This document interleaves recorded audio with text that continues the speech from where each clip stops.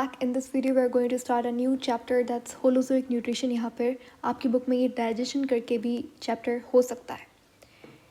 सबसे interesting chapter है human physiology का.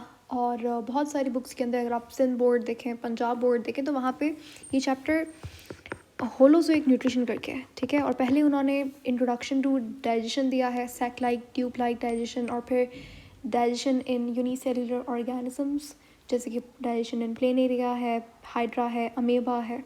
तो ये सारी चीज़ें मैं ऑलरेडी डिस्कस कर चुकी हूँ. आपको बहुत डिटेल्ड वीडियो मिल जाएंगी इन सारे टॉपिक्स की इसी चैनल के ऊपर.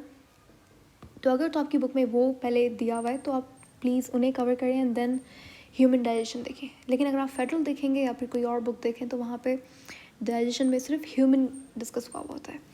खैर, शुरू करते हैं. डाइजेशन सबसे पहले होता क्या है? डाइजेशन यानी कि किसी भी चीज़ को डाइजेस्ट करना.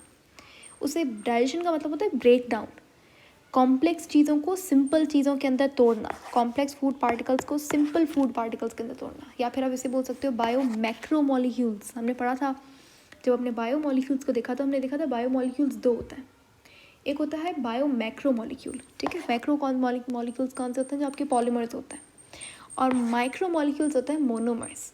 जैसे हमारे पास प्रोटीन है तो उसका मोनोमर क्या है? Amino acid. तो डाइजेस्टिव सिस्टम का ये काम है कि अगर हम प्रोटीन्स कंज्यूम कर रहे हैं तो वो प्रोटीन डायरेक्टली हमारा सेल इस्तेमाल नहीं कर सकता.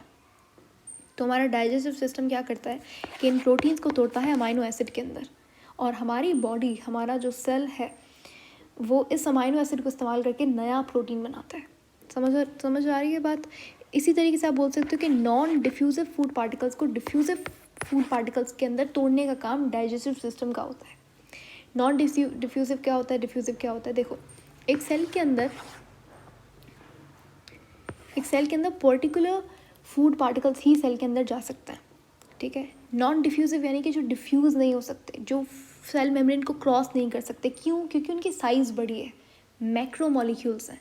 ठीक है. तो डाइजेस्टिव सिस्टम का काम होता है कि नॉन डिफ्यूजिव फूड पार्टिकल्स को डिफ्यूजिव यानी कि सिंपल बना देना, कि अब वो सेल के आर पार हो सकते हैं. ठीक है. डिफ्यूज़ हो सकते हैं.